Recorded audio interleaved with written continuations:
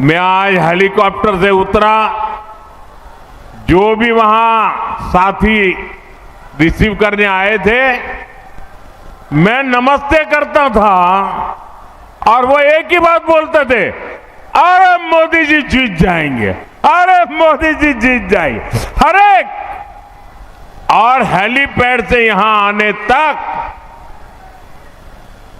ऐसा माहौल मैंने देखा, अच्छे अच्छे रोड शो भी फिक्के पड़ जाए ऐसा उमंग और उत्साह देखा।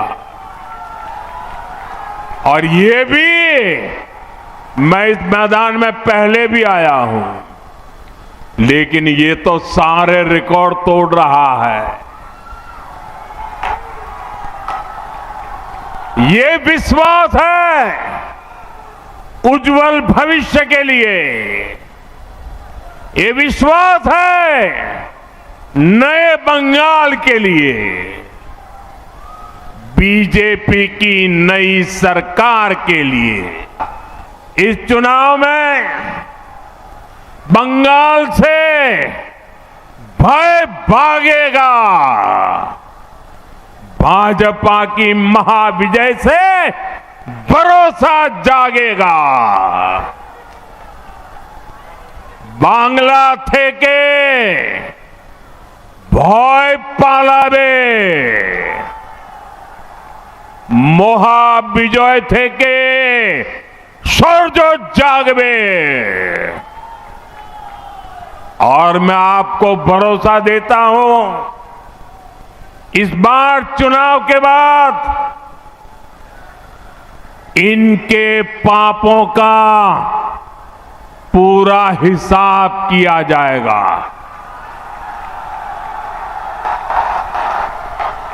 चुन चुन के हिसाब किया जाएगा।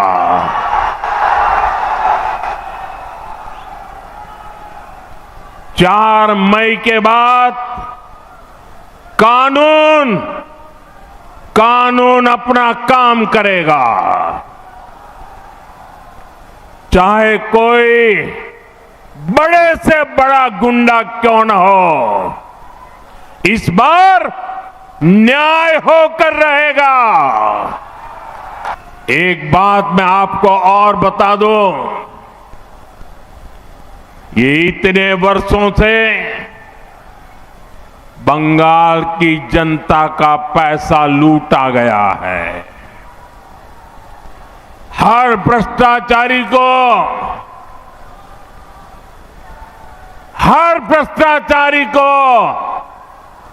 ये जो लूटा हुआ पैसा है ना, वो जनता को लौटाना ही पड़ेगा।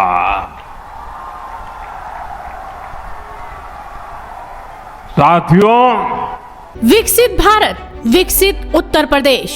कल तक जो प्रदेश बाधा था, आज वही विकसित भारत की सबसे बड़ी ताकत है। ये नया उत्तर प्रदेश है जहां बातें नहीं, विकास बोलता है। योगी आदित्यनाथ का एक ही मंत्र, भय मुक्त समाज, निवेश का राज। माफिया राज खत्म हुआ तो उद्योगों का अंबार लगा। आज यूपी का युवा पलायन नहीं, प्रगति कर रहा है। प्रधानमंत्री के विजन को धरातल पर उतारा योगी के संकल्प ने। गरीब को मिला हक, किसान को मिला सम्मान। गांव-गांव तक पहुंचती सुविधाएं इस नए उदय की गवाह हैं। सुरक्षा की गारंटी, विकास की रफ्तार, विकसित भारत का आधार, हमारा विकसित उत्तर प्रदेश। ये नए यूपी की वह तस्वीर है जिसमें हमने उत्तर प्रदेश को, उसके टैलेंट को टेक्नोलॉजी के साथ जोड़ करके और इंडस्ट्री के इस हब के रूप में स्थापित करने में हमने सफलता प्राप्त की है। IT, electronics, EI, semiconductor, startup और डाटा सेंटर से लेकर के एमएसएमई और डिफेंस मैन्युफैक्चरिंग के सभी कार्य आज के दिन पे यूपी के अंदर हो रहे हैं। पहचान का परिवर्तन, जिस प्रदेश को कभी अपराध के लिए जाना जाता था, आज उसे भव्य उत्सवों और भारी निवेश के लिए पहचाना जाता है। सुरक्षा का कवच, योगी राज में बेटियां अब निडर होकर अंधेरे को चीरती हैं, क्योंकि कानून का इकबाल अब अपराधियों की रीढ़ तोड़ता है। एक्सप्रेस रफ्तार, खेतों की पगडंडियों से लेकर एक्सप्रेसवे के वर्ल्ड क्लास नेटवर्क तक यूपी ने विकास की रफ्तार को नया आयाम दिया है। राम राज्य की झलक अयोध्या की भव्यता और काशी की दिव्यता, योगी सरकार ने विरासत को आधुनिकता का गौरवपूर्ण श्रृंगार दिया है। निवेश का गढ़। अब निवेश के लिए दुनिया यूपी की ओर देखती है, क्योंकि यहाँ सुरक्षा की गारंटी है और सुशासन की पारदर्शिता। गरीब का संबल, छत, बिजली और नल से जल। योगी के शासन में अंत्योदय केवल नारा नहीं, बल्कि हर गरीब की चौखट तक पहुंची हकीकत है। युवाओं की उड़ान। युवाओं के हाथ में अब कट्टे नहीं, लैपटॉप और रोजगार के अवसर हैं। यूपी अब स्टार्टअप और स्किल का नया हब है। यहां की निर्मम सरकार बंगाल की इस पावन माटी पर हर रोज लोकतंत्र को लहूलुहान कर रही है। ये निर्मम सरकार अपने आगे किसी संवैधानिक संस्था को कुछ भी नहीं समझती। आपने 2-3 दिन पहले ही देखा है, पूरे देश ने देखा है, देश के न्यायप्रिय नागरिक चौंक गए। कैसे मालदा में न्यायिक अधिकारियों को बंधक बनाकर रखा गया। सोचिए, ये कैसी सरकार है, ये कैसी व्यवस्था है जहां जज और संविधान की प्रक्रिया भी सुरक्षित नहीं है। तो बंगाल की आम जनता की सुरक्षा की उम्मीद इन लोगों से कैसे की जाए? मालदा में जो हुआ वो केवल टीएमसी की उद्दंडता ही नहीं थी, ये इस निर्मम सरकार का प्रायोजित महाजंगल राज है। महाजंगल राज है। ये टीएमसी जब न्याय का शिकंजा कसता है तो संवैधानिक संस्थाओं का गला घोंटने का काम करती है। और अब तो हालात इतने खराब हो चुके हैं कि देश की सर्वोच्च अदालत, सुप्रीम कोर्ट को भी दखल देना पड़ रहा है।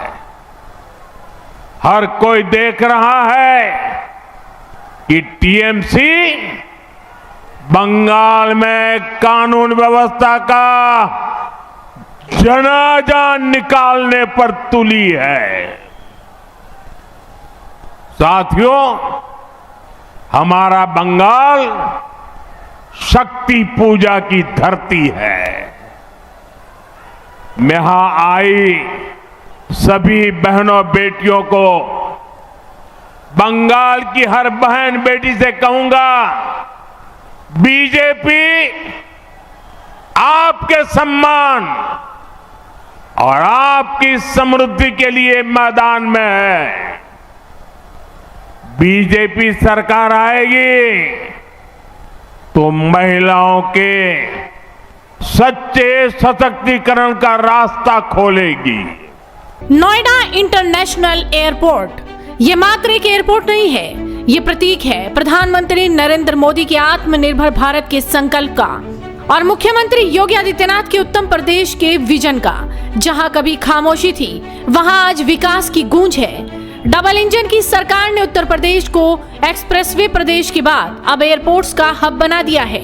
मोदी जी का मार्गदर्शन और योगी जी का दृढ़ निश्चय, इसी का परिणाम है नोएडा इंटरनेशनल एयरपोर्ट। एशिया का सबसे बड़ा और दुनिया के सबसे आधुनिक एयरपोर्ट्स में से एक। डिजिटल चेक इन से लेकर जीरो एमिशन तक, ये एयरपोर्ट तकनीक और परंपरा का अद्भुत संगम है। यहाँ की वास्तुकला में आपको बनारस के घाटों की भव्यता और आधुनिक भारत की रफ्तार दोनों दिखाई देंगी।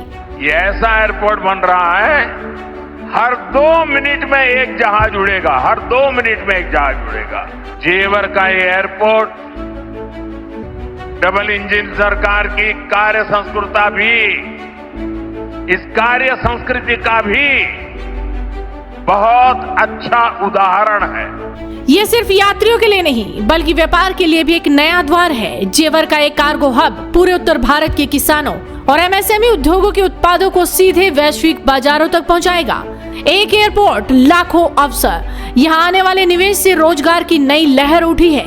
लॉजिस्टिक्स, टूरिज्म और होटल इंडस्ट्री, हर एक क्षेत्र में युवाओं को अपनी माटी में ही काम मिल रहा है। योगी जी के नेतृत्व में यूपी अब पिछड़ा नहीं बल्कि देश की अर्थव्यवस्था का पावर हाउस बन चुका है।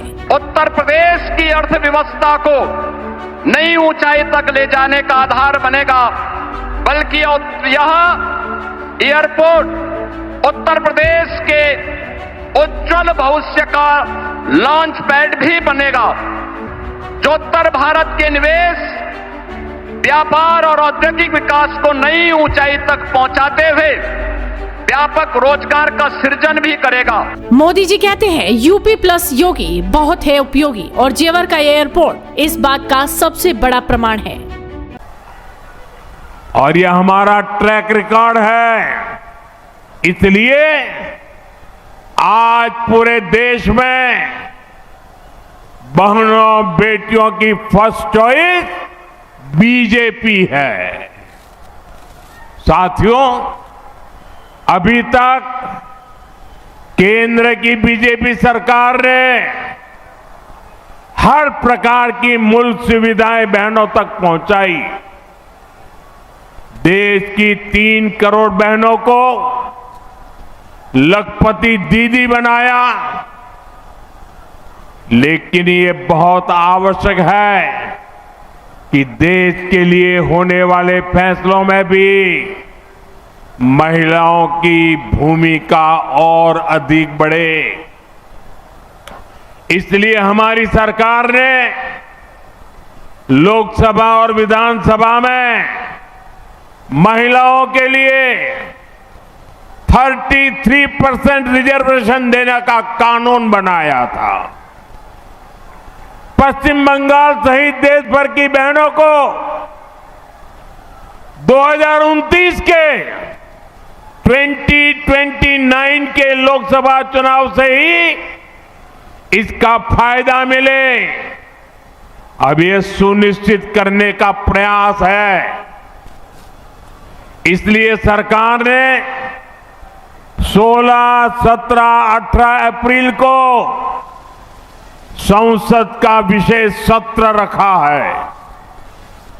माताओं बहनों का यह हक 40 साल से लटका हुआ है। अब और ज्यादा देरी ठीक नहीं है। और हाँ साथियों, मैं कूच बिहार से देश के सभी राज्यों को फिर भरोसा दिलाता हूं कि जिन भी राज्यों ने जनसंख्या नियंत्रण में अच्छा काम किया है, उनको सीटों के विषय में कोई नुकसान नहीं होगा।